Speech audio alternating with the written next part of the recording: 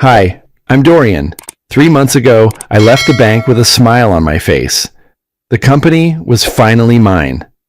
But as I walked up the porch, I heard laughter inside. My father, my brother, and my mother. The woman who once told me I was the only reason this family stayed together. She said, "We'll make him sign it all back tomorrow." That's when I stopped being their son and started becoming their consequence. They taught me loyalty. I learned documentation. You want to know how far a family will go when they're not really family anymore? Then keep watching. The road home always felt longer when the sun started sinking behind the pine trees. That evening, the sky over Dallery had turned the color of copper, glowing just enough to make the asphalt shimmer. My hands were loose on the steering wheel, a habit I'd picked up from too many late drives home after long days at the company. But this one felt different. I wasn't just heading home. I was heading back with good news. After years of working through the legal mess, the company shares were finally mine. All the forms, the signatures, the endless waiting. It was over. I could already picture Dad's face, that half smile he used to give when he was proud but didn't want to admit it. And Mom, she'd probably tear up a little, talk about how her baby boy finally made it. Elias, my brother, might crack one of his dry jokes about me turning into the serious one. It would be good. For once, it would all be good. The old 2-story house came into view as I turned onto the gravel drive. The porch light was already on, warm and steady, like it had been my whole life. I slowed the truck, parked near the steps, and killed the engine. The quiet hit me first. Then laughter drifted out through the open window. Familiar voices, light and easy. I smiled, resting my palm on the envelope sitting on the passenger seat. "Finally," I whispered, more to myself than anyone. The night air was mild, carrying the smell of honeysuckle from Mom's garden. I climbed out of the truck, boots crunching on the gravel. The house looked exactly the same. The rocking chair by the door, the porch swing creaking slightly in the breeze, the faded welcome mat that said, "Home is where the heart is." I thought about how many times I'd walked up those steps, how many times I'd told myself that no matter how far things went wrong at work, this place would always be steady, safe. Then, as I reached the top step, I heard her voice. "We'll make him sign it all back tomorrow." It came out soft, almost kind, the way Mom always sounded when she was settling something important. I froze. My hand tightened around the envelope. Dad's low chuckle followed. "He won't even argue. Never has." Then Elias, with that tone he used when he thought he was being clever, "He's too good-hearted to fight us. You just have to say it's what's best for the family." The words slid into me like cold rain. I didn't move, didn't breathe.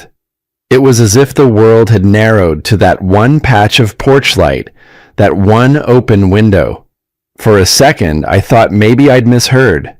But then Mom spoke again, calm and sure. "He won't see it coming. He trusts us." Something cracked inside me, quiet, invisible, final. I looked down at the envelope in my hand. The paper had bent under my grip. It had my name on it, bold and official, the kind of thing I used to dream about as a kid. Now it felt like a joke. My whole chest felt hollow, as if someone had scooped everything out and left only the echo of that laughter coming from inside. My first thought was to walk in, act normal, play dumb until I figured out what to do. But my legs wouldn't move forward. They only knew how to step back. I eased down the porch steps, slow and careful, afraid the boards might creak and give me away. Back at the truck, I sat in the driver's seat without turning the key. The porch light was still glowing, soft and golden, spilling over the yard like it always had. I used to think that light meant home, safety, warmth, belonging. Now it looked like a stage light, shining over a scene I wasn't supposed to see. So that's what love sounds like when it's convenient, I muttered. My voice didn't even sound like mine. Inside, the laughter rose again, fading into the night. I pressed the envelope against the dashboard, staring at it. The words on the front blurred through my tears, though I refused to let them fall. I wasn't going to cry over people who'd planned this. Not tonight. I sat there long enough to watch the light bugs come out and the porch light flicker once, twice, then steady again. Somewhere in the distance, a dog barked, and the world went on like nothing had happened. I started the truck but didn't drive right away. My hands were shaking, the paper still trembling between my fingers. I glanced back at the house, that warm, ordinary house where every good memory I had just been rewritten in a single sentence. "The light's still on," I whispered, "but not for me." I put the envelope on the seat beside me, still sealed, still untouched, and backed out of the driveway. The gravel crunched like bones under the tires. I didn't turn on the radio. I didn't even glance back. The road ahead was dark and empty, but at least it was mine. By sunrise, I wasn't angry anymore. Just awake. I'd parked a few blocks down from the house last night and slept in the truck. Or maybe just sat there with my eyes closed. I couldn't tell the difference. My back ached, my shirt clung to me from the humidity, but my mind was razor sharp. Not in a panicked way, in the way that comes after you've seen something you can't unsee. The house looked untouched by what I knew now. Morning light poured across the kitchen like nothing happened. The porch, the siding, even the hummingbird feeder still swinging outside the window. It all looked soft, familiar. Deceit wears the prettiest masks. I slipped in through the side door. Coffee first. That's what they'd expect. I moved slow, steady, pretending muscle memory was all that drove me. Filter in, grounds measured, pot started. The smell hit me like a memory I didn't want. I leaned on the counter and stared out the window, the glass catching my reflection. I looked older than I had yesterday. Footsteps overhead. Floorboards creaked. Another set followed. Then the hush. That thick, tense quiet you only hear when people are making sure their secrets stay folded. Mom entered the kitchen wearing her usual soft pink sweater, the one she always put on when she was trying to appear more approachable. She smiled like I'd just come back from the grocery store. "Well, good morning, sweetheart," she said cheerfully, too cheerfully. "You were up early." "Didn't sleep much," I replied, stirring the coffee even though it didn't need it. Elias strolled in right after, barefoot, smirking like he'd just woken from the best nap of his life. "The prodigal son returns," he muttered, patting me on the back. "Hope you're not still mad we ate without you last night." "Not at all," I said, keeping my tone level. "I'm sure you had your reasons." Mom moved toward the stove, flipping pancakes. "I thought we'd do a proper breakfast. Just us." Her eyes darted quickly to Elias, then back to the griddle. I sat down at the table, hands folded, watching them. The entire scene played out like a performance I wasn't supposed to be awake for. The glances, the phrasing, the careful, artificial ease. Elias poured orange juice. "You get that envelope filed yet?" I shook my head. "Not yet. Long day yesterday." He nodded slowly, sitting across from me. "Well, maybe don't rush it. You know how these things go. Mom's actually been thinking about a different structure for everything. Could be worth talking to the lawyer again." Maybe today." I stared at him, watched how he avoided eye contact when he said it. I saw it then, the plan already moving behind the scenes. They hadn't wasted a minute. Of course they hadn't. "That's so," I said calmly. Mom chimed in, back still turned. "Just ideas, honey. We just want what's best for everyone. You know how complicated these things can get when emotions are high." My stomach turned, but I forced a smile. Yeah, emotions. Can't let those get in the way. They thought I was swallowing it. They thought the quiet meant I hadn't heard a damn thing. They think silence means surrender, I thought. I took a bite of the pancakes. They tasted like betrayal, warm, sweet, and forced down out of habit. Elias drummed his fingers on the table. Mom folded napkins, humming a church hymn under her breath. We sat there like actors pretending to be a family, playing our parts perfectly. After a few more pleasantries, weather, gas prices, someone's cousin having a baby, I excused myself. Said I had to go check in at the office. No one stopped me. No one even asked what I was working on. Out front, the company truck sat in the same spot I left it, gleaming a little from the early sun. The Pike Logistics logo stretched across the side, the same design I'd stayed up nights refining, the name I'd made stand for reliability across 3 counties. And here I was, about to be erased from it by the very people I'd built it for. I leaned against the hood and let the heat from the metal ground me.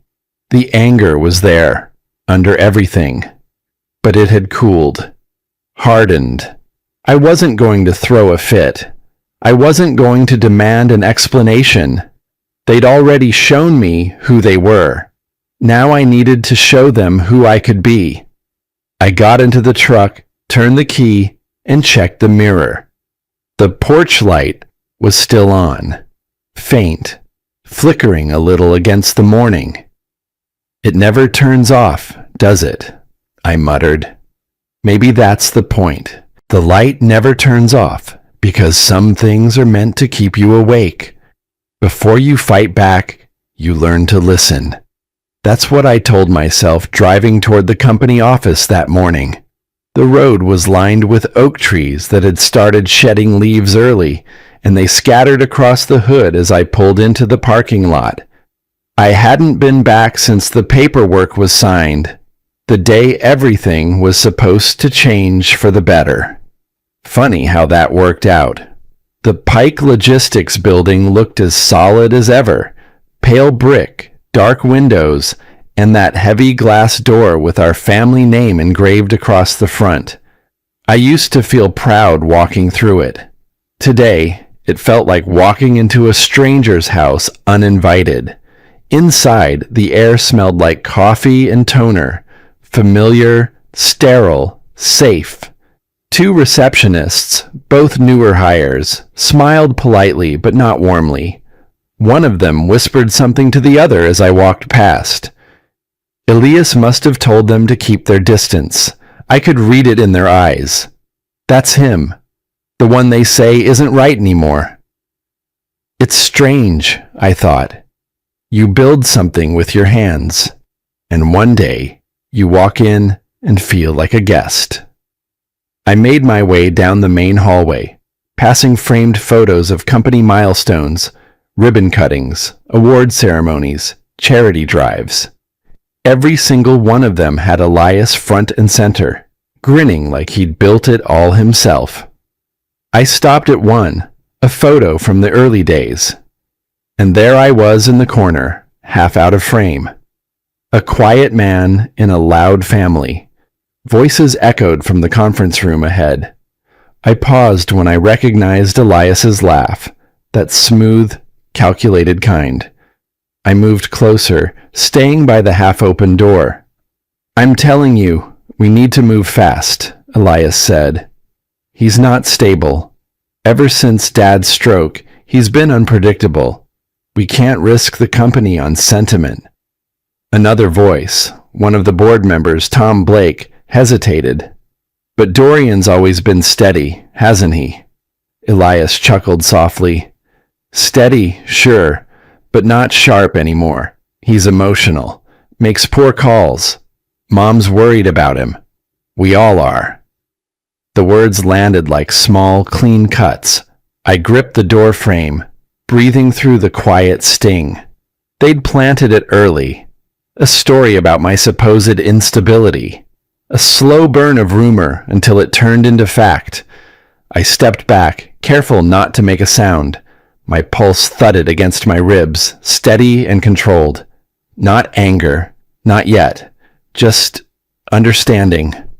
A familiar voice called from down the hall. Dorian? It was Anna Ruiz, one of our oldest employees. Mid-50s, sharp eyes, kind heart. She'd been here since the beginning, back when Elias barely showed up before noon. She glanced around, lowered her voice. You shouldn't be here right now. They're meeting with the auditors. I know, I said. I just needed to see the place. She hesitated, then motioned me toward her small office. Once inside, she shut the door. Look, I don't know what's going on, but you deserve to know something. I frowned. What is it? She handed me a manila folder, old and creased. These were internal memos from 2 years ago. Elias started transferring client lists to a separate account under his name. He called it a backup system. Your mother approved it. My throat went dry. 2 years? She nodded. They said it was a safety net, just in case you ever stepped away. I sat there in silence, the fluorescent light humming above us. So this wasn't a spontaneous betrayal. It was a blueprint, years in the making. Every kind gesture, every reassuring word, all part of a long con to ease me out quietly. Anna placed a hand on my shoulder. I shouldn't be telling you this, but I thought you'd want to know. I managed a faint smile. I do. Thank you, Anna. Driving home later, the air felt thicker than before, like the sky itself was pressing down. Every mile was filled with memories I didn't want. Years of staying late at the office, fixing problems Elias had caused, believing Dad when he said, "You and your brother balance each other out." The words from Mom echoed next. Elias will carry the family name. You'll make sure it survives. At the time, I thought it was pride. Now I realized it was a sentence. A life of service disguised as love. That night, I sat in my home office. The desk lamp cast a circle of light over my paperwork. I didn't pace, didn't drink, didn't call anyone. Instead, I opened a blank notebook and started writing. Dates, names, details. Every transaction, every odd meeting, every client that had shifted from my portfolio to his. If they want to play a game, I thought, I'll learn every rule. Then I connected the external hard drive and began copying all the company data I still had access to. Every email, every ledger, a quiet insurance policy. When the last file finished transferring, I sat back and stared at the screen. My reflection looked calm. Too calm. Some people fight with anger. I've learned to fight with silence. And silence, when used right, doesn't echo. It absorbs. It waits. And that morning, it was my only weapon. 2 days had passed since Anna handed me those files, since I backed up every relevant document and tucked the drive away like it was the only thing still loyal to me. I hadn't said a word to Elias or Mother in that time. I didn't need to. I let my absence do the talking. Now I sat at the end of the long mahogany boardroom table, my chair angled just slightly off-center. It was subtle, but enough to send a message. I wasn't here to play by their rules. The others filtered in slowly. Mr. Keller, our family's attorney for the last 15 years, walked in first, nodding like he hadn't helped orchestrate my quiet erasure. Elias followed, suit jacket open, too casual for what he was about to try. And then came Mother, wrapped in a blue shawl that looked soft but heavy. She gave me the same polite smile she'd offer to a stranger in church. No one sat in the middle seat. That used to be mine. "Morning," Elias said, setting his leather folder down. "Glad you could make it, little brother." I gave a slow nod. "Wouldn't miss it." He smiled, too wide. "This shouldn't take long. Just a little housekeeping." Mr. Keller cleared his throat and passed a printed packet to each of us. His voice was even, rehearsed. "We've drafted a restructuring proposal, purely for administrative clarity. It temporarily assigns voting rights back to Marjorie and Richard. Stability during transitional periods is standard in companies of this size." I didn't respond. I flipped through the pages, not really reading. I already knew what it said. Mother sipped her coffee, calm as ever. "It's just to ensure everything stays on course. No surprises." I could hear the sugar stirring against porcelain. That sound used to mean comfort. Now it was just a clock ticking. Elias leaned forward. "Of course, we want you involved. You'll still have your seat, your salary. You just won't have to worry about the burdensome stuff." The burdensome stuff, that's what he called control. I closed the folder gently. "Interesting," I said. All three looked up. "I'll have my attorney review it before I sign anything." Silence. A real one. Not the awkward kind. The heavy, loaded kind. Mr. Keller blinked. "Of course. There's no rush." Elias tried to laugh. "Come on, Dorian. We're family." I met his eyes. "Exactly." That was when it happened. Mother's hand trembled just slightly as she placed her cup down. The spoon clinked against the rim. A small sound, but it cracked the mask. I saw it. She knew I knew. "I wouldn't want to rush something this important," I added, my voice steady. "Especially after how long you've all been planning it." Elias's smile stiffened. "What are you implying?" I smiled too. "Nothing. I just appreciate all the effort behind this transition." I didn't raise my voice. I didn't accuse. But the shift was immediate. Mr. Keller began rearranging his papers like they were out of order. Mother glanced down and didn't speak again. And Elias, for all his bravado, wiped his brow once, just once, but enough for me to notice. Silence does what anger never could. It makes them listen to what they can't control. The meeting wrapped 15 minutes later with no decisions made. They said we'd reconvene next week, once I had time to think. But I wasn't buying time. I was buying clarity. That evening, I drove home slow. No music, just the hum of tires on old pavement. When I pulled into the driveway, the house looked peaceful again. Same soft lights, same shadows stretching across the lawn. But everything had changed. Inside, I heated leftovers and sat at the kitchen table alone. Halfway through dinner, the power flickered off, just for a second. I didn't move. When the lights returned, I lit a candle anyway. Its flame danced quietly, casting long, flickering shadows against the wall. I whispered to no one in particular. Every light has its shadow. And for the first time in days, I didn't feel angry. I felt clear. They had been warned. What came next was no accident. By the time Friday rolled around, the house felt quieter than usual. Not empty, just emptied out. Like whatever had once lived in the walls had quietly packed its bags and moved on. That night, I skipped dinner, poured a black coffee instead, and shut the door to my home office. The desk light buzzed faintly above a spread of old company files, some yellowed at the edges, others fresh from last week's meetings. I stared at them the way a hunter studies tracks in the snow. The paper trail was there. I just had to follow it. Funny thing about trust, it makes you lazy. And in this family, laziness meant paperwork left untouched, signatures left lying, and secrets buried under routine expense reports. They thought no one would look twice. That was their mistake. They taught me loyalty. I learned documentation. I flipped open the first binder, the one labeled Q4 Logistics Fleet.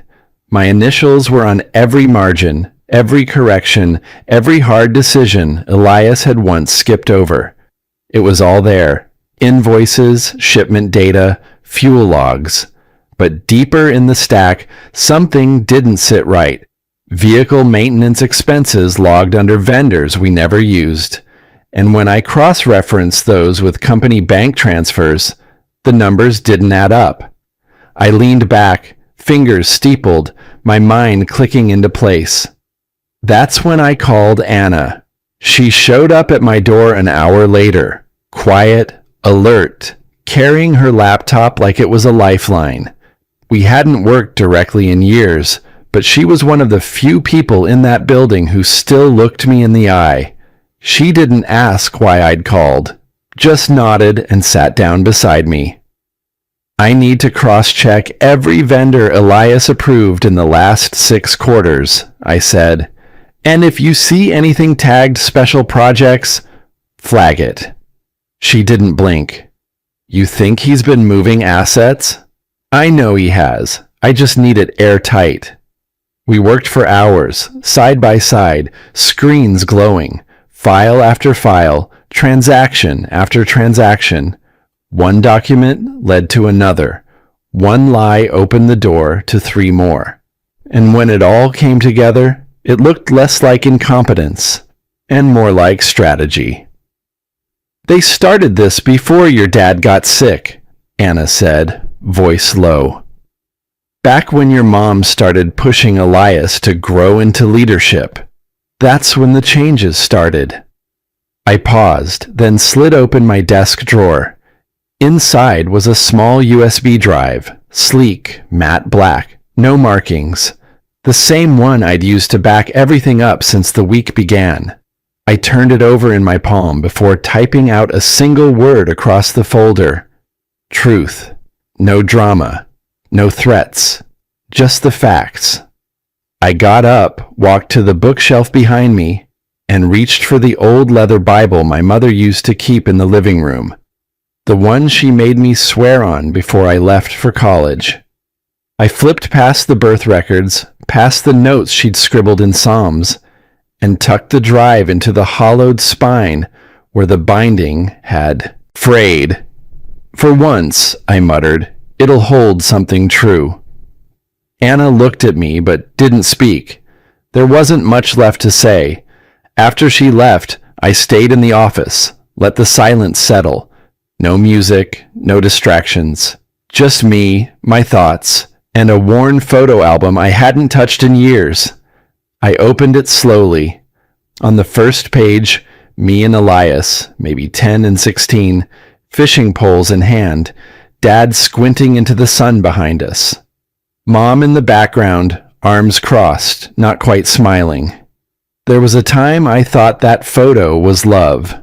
Now, I wasn't sure what it was. You raised me to protect the family, I whispered. I just didn't realize I'd need to protect it from you. The words hung in the room like smoke. Around 10:30, I sent the message to Elias. We should talk about the company's future. I've been working on something new. I waited for a reply. None came. Didn't matter. I already knew what his face would look like when he read it, and I wasn't setting a trap. I was watching how they'd try to dodge one that wasn't even there. That morning, I woke early. Not out of nerves. Those had burned off days ago. Just instinct. The house was still. Even the usual hum from the fridge sounded muffled. I stood at the window, coffee in hand, watching the breeze move the curtains like ghosts whispering secrets. Friday had arrived, and with it, the board meeting, the one they thought would seal my place quietly beneath them. Sometimes the quietest man in the room is the only one who's already read the ending. That's what I told myself as I buttoned my shirt and slipped the folder under my arm. Not the folder, just a folder. The real weight was invisible. By 9 a.m., I walked into the boardroom. Everyone was already seated. Elias sat at the head, flanked by Marjorie and Mr. Keller, our family lawyer. Dad, looking older than usual, sat slightly apart, eyes half-lidded but watchful. I didn't take my usual spot beside Elias. I chose the far end instead, just to watch. Elias leaned over and whispered something to our mother, who smiled without warmth. I caught the flick of her hand, brushing imaginary lint from his shoulder. A signal. A blessing. Maybe both. They still think I'm walking into their story, I thought. They don't see I've already written mine. The room quieted as Elias stood, clearing his throat with that practiced confidence he wore like a custom suit. We've drafted a proposal to restructure executive responsibilities, he began smoothly. Given Dorian's recent stress-related absence, and for the sake of long-term stability, we'd like to transfer certain decision-making authorities, temporarily, into a family-managed trust, just until things settle. He turned toward me, smiling like a man handing you a chair that's already been sawed through. Nothing binding yet, he added. Just a discussion. Marjorie chimed in. We just want you to rest, honey. You've been carrying too much. Let us shoulder it for a while. I leaned back, met her gaze, and nodded slowly. Rest, I echoed. That's exactly what I've been doing. Watching. Mr. Keller slid the draft paperwork across the table. I didn't even touch it. Instead, I opened my folder. Calmly. No flourish. Inside were 4 sheets. Neatly printed. Highlighted. Dated. Copies of invoices with Elias's signature authorizing client asset transfers, 2 of which were registered under shell companies our father had closed down 5 years ago. I laid the papers flat in the center of the table and spoke evenly. If you're going to take what's mine, Elias, I said, you should at least have signed the checks correctly. The silence that followed didn't just fall. It cracked the air. Mr. Keller's hand froze mid-reach. His jaw tightened. Marjorie's eyes went wide. She didn't speak, but her spoon trembled against her coffee cup. Just enough for the sound to ring out like a tiny bell of guilt. Elias stared at the papers. His mouth opened, then closed. No words came. Just a dry swallow. He started, but nothing followed. Marjorie leaned in, desperate now. This isn't what you think, Mom, I said quietly. Don't. You taught me better than that. Her lips moved, but no words escaped. Her face lost all its grace, replaced by a stunned vacancy.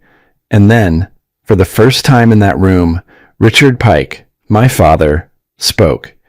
Is this true? He asked, voice low, strained. The room seemed to contract around the question. Elias didn't answer. Couldn't. I asked you a question, Dad said again, a little louder. Did you sign these? Still, nothing. I stood slowly, buttoning my jacket. You asked me to trust you, I said, looking at each of them in turn. You built this company on my back and buried knives in it while I was still bleeding. I picked up my folder and stepped back. You think this is the whole story? I paused, letting the silence stretch. It's not. It's just the part I knew you'd recognize. And then I turned and walked out. No shouting, no threats, just silence. One they could chew on, swallow, and pretend wasn't choking them. As I passed the hallway mirror, I caught my reflection. Same eyes, but something deeper now. Something older. They don't know I only showed them half, I murmured, letting the weight of my own words sit with me as I stepped into the driveway. The morning air felt thin, like the calm right before lightning splits the sky. A week had passed since the boardroom fallout. No contact from Elias. No calls from my mother.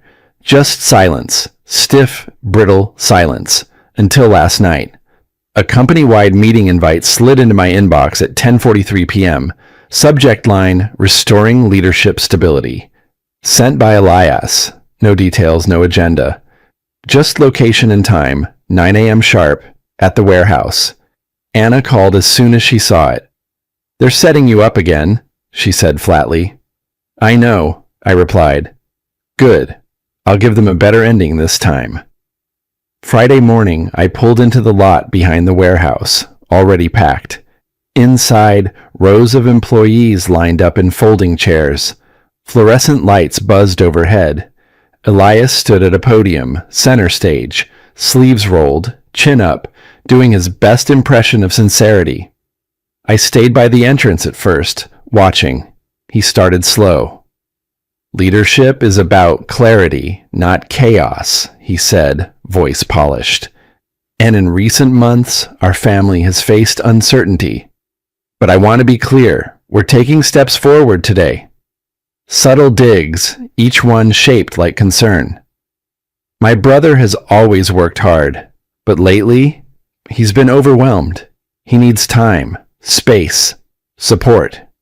He gestured to our mother, seated in the front row. Her smile was soft, but her eyes were granite. "This decision wasn't easy," Elias continued, "but it's necessary, for the company, for the family." A few claps trickled in, polite, hesitant. I stepped forward, quietly. Elias froze mid-sentence as he spotted me moving up the center aisle. I didn't stop at the chairs. I kept walking until I reached the other table, where the projector sat connected to a laptop. "Before I take my leave," I said, "you should know what you've all been applauding."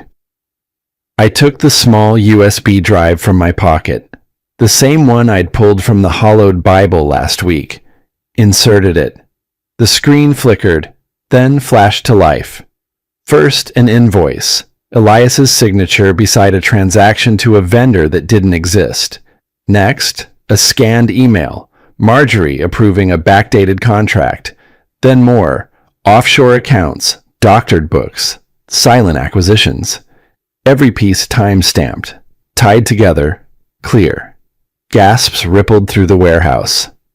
"That's not real," Elias started, but his voice cracked. I didn't turn to face him. I didn't have to. "This is your legacy, brother," I said, steady and clear, built on my silence. He lunged for the laptop. I sidestepped. Anna was already standing near the cord, hands folded. She didn't need to speak. Her eyes said enough. Marjorie stood slowly, hands trembling, but her face held no shame, just disbelief. As if shocked not by the truth, but by my refusal to keep burying it. Mr. Keller, standing in the back, stared at the screen, lips parted. For once, he had no legal shield to offer. I stepped down from the stage and walked straight out the side door. No applause, no confrontation, just breath. Finally mine again. Forgiveness isn't weakness. It's the refusal to carry what isn't yours. That evening, I returned home. I took my time with dinner, simple pasta, a glass of red. No music, just the sound of the porch wind chimes clinking. Later, I walked outside. The porch light flickered, just like it had in the beginning. I grabbed a step stool, unscrewed the bulb, and replaced it. For the first time in months, the light stayed steady. But some things you leave broken. Not because they can't be repaired, but because pretending they still work does more damage than admitting they don't. It had been a week since the warehouse. The silence that followed didn't feel empty. It felt earned. I hadn't stepped foot in the company office since. Didn't need to. The fallout wrote itself. Rumors swirled. Board members scattered. Legal consultants tiptoed through phone calls. Me? I sat on the porch every morning, same coffee cup in hand, same view of the hedges I'd been meaning to trim. For once I wasn't planning. I wasn't fighting. I was just still. My phone buzzed on the table next to me. Again. Another voicemail. Elias. His voice worn, cracked. Dorian, we need to talk. I didn't mean, look, things got out of hand. Then another. Marjorie, sharper. You've made your point. I hope you're proud. Your father hasn't spoken since Tuesday. And one from a journalist. Mr. Pike, I'd love your comment on the restructuring rumors. Your mother is still listed as an executive. Delete, delete, delete. The sun shifted, creeping across the porch like it was trying not to be noticed. The heat settled on my shoulders, but I didn't move. By late afternoon, the shadows had stretched long, and I'd almost convinced myself today might end quietly. Then I saw her car pull up. She didn't call first. Of course she didn't. Marjorie Pike didn't ask for permission. She arrived. I stayed seated as she stepped out, heels clicking on the walkway like punctuation marks to a sentence no one wanted to read. Her dress was crisp, hair perfect. The only sign she wasn't in control was how tightly she clutched her purse. Dorian, she said with a smile that didn't reach her eyes. I didn't answer. She sat beside me, uninvited, smoothing her skirt like this was Sunday brunch. Your father's not doing well. He wasn't doing well before, I replied evenly. This just stopped him from pretending. She sighed. You've always had your father's temper. I laughed, but it wasn't warm.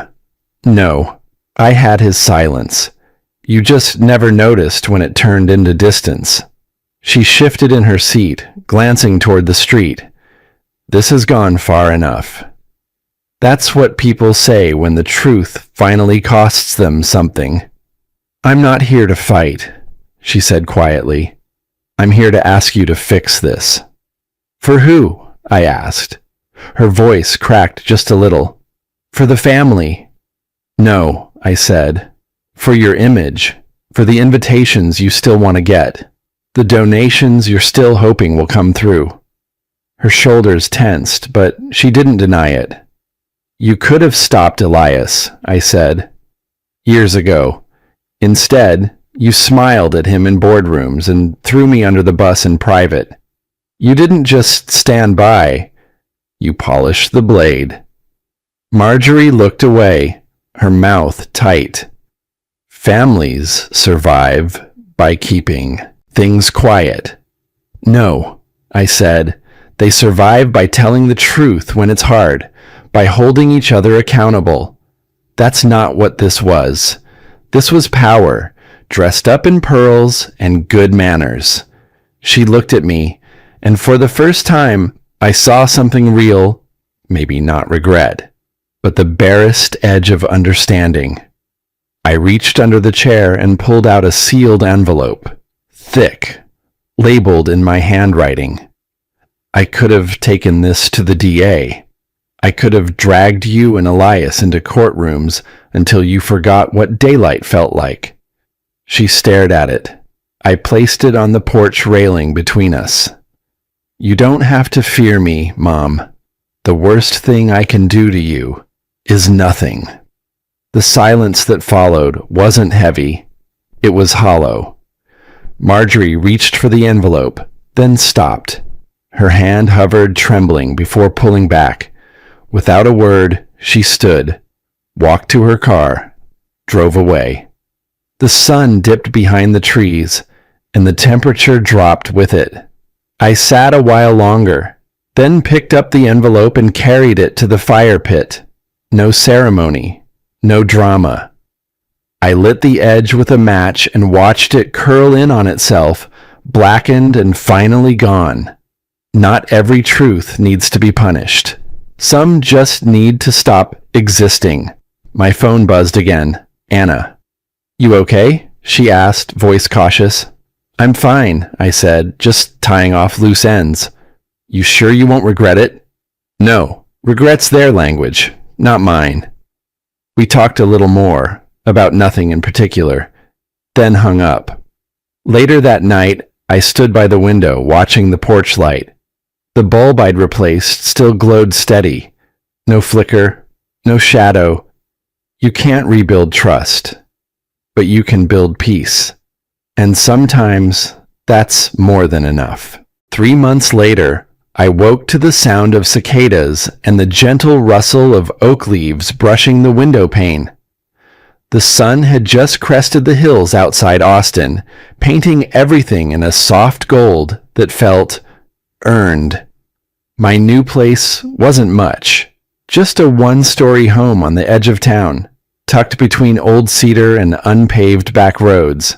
No security gates, no polished marble floors, just wood, stone, and silence. I made coffee slowly, letting the grounds bloom, the scent drift through the kitchen. "I used to think peace came from people," I muttered as I leaned against the counter, watching steam curl from my mug. Turns out, it comes from distance. The morning passed in quiet rhythms, feeding the neighbor's dog, fixing a loose step on the porch. It wasn't the life I thought I'd have at 42, but it was mine. Every inch of it. Around noon, I checked the mailbox and found something unexpected. A letter. No return address, but the handwriting was familiar. My father's. For a moment, I didn't move. Just stared at the envelope like it might vanish if I blinked too hard. I opened it at the kitchen table. "Dorian," it read. "I should have listened sooner. You were the one holding us together all along. I didn't see it until it all came apart."